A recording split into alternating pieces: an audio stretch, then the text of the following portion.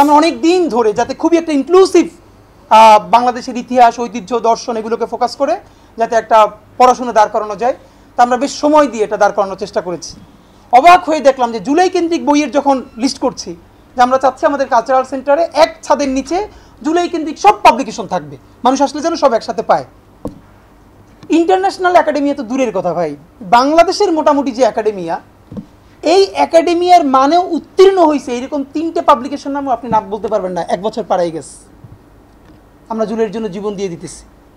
একমাত্র ঢাকা ইউনিভার্সিটি এবার একটা উদ্যোগ নিছে, একটা ইন্টারন্যাশনাল কনফারেন্স করবার, সম্ভবত আনোয়ার ইব্রাহিমের মেয়েকেও নিয়ে আসছে, এই একটা উদ্যোগ। এর বাইরে আপনি রাষ্ট্রীয় পরিসরে বরং ডক্টর ইউনূসকে কেউ বলতেছে না যে একমাত্র একটা ক্যাপাসিটি ডক্টর ইউনূসের আছে যেটা আর কারো নাই, সেইটা আবার হলো না।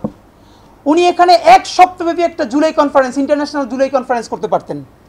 উনি হার্ভার্ড, অক্সফোর্ড, ক্যামব্রিজ থেকে শুরু করে প্রত্যেকটা ইউনিভার্সিটির প্রফেসরকে রিচ করার ক্যাপাসিটি ওনার আছে। উনি বলতে পারতেন যে দেশের পৃথিবীর সেরা 100 প্রফেসর যারা anthropology, sociology, political science, history এগুলো নিয়ে কাজ করে, তাদেরকে উনি 1 সপ্তাহ ধরে ঢাকায় রাখতেন। এরকম প্রত্যেকটা শহীদ পরিবারের সাথে ইন্টারভিউ করাতেন, সব জায়গাগুলোতে নিয়ে যেতেন।